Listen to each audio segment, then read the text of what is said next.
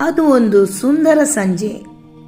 ಒಬ್ಬ ಹುಡುಗ ತನ್ನ ಸೈಕಲ್ನಲ್ಲಿ ಮುಂದೆ ಹೋಗುತ್ತಾ ಇದ್ದಾನೆ. ಅವನ ಹಿಂದೆ ಅವನ ಅಪ್ಪ. ಹೋಗು ಮಗನೇ, ನಿನಗೆ ಆಗುತ್ತೆ, ಓಡಿಸು ಅಂತ ಮೆತ್ತಗೆ ಕೈ ಬಿಟ್ಟರು. ಆದರೆ ಅವನಿಗೆ ಅದು ತಿಳಿದಿಲ್ಲ. ಅಪ್ಪ ಜೊತೆಗೆ ಇದ್ದಾರೆ ಅಂತ ಅಂದುಕೊಂಡೇ ಮುಂದೆ ಹೋಗುತ್ತಾ ಇದ್ದಾನೆ. ಅಸ್ತಮಾನ ಸೂರ್ಯದ ಬೆಳಕಿನಲ್ಲಿ ಹುಡುಗ ಕಳೆದು ಹೋದ. ಅಪ್ಪನ ಮುಖದಲ್ಲಿ ಗೆಲುವಿನ ನಗೆ. ಮತ್ತೆ ಹಾಗೆ ತಿರುಗಿ ಬಂದ ಅವನ ಮುಖದಲ್ಲಿ ಭಯದ ಛಾಯೆ. ಅಪ್ಪ, ನೀವ್ಯಾಕೆ ಬರಲಿಲ್ಲ ನನ್ನ ಜೊತೆ? ಆಗ ಅಪ್ಪ ಹೇಳಿದ ಮಾತು, ನಿನಗೆ ಹೋಗಲು ದಾರಿ ಮಾತ್ರ ನಾನು ತೋರಿಸಬಲ್ಲೆ. ನೀನು ಹೋದಲ್ಲೆಲ್ಲ ನನಗೆ ಬರಲು ಸಾಧ್ಯ ಇಲ್ಲ.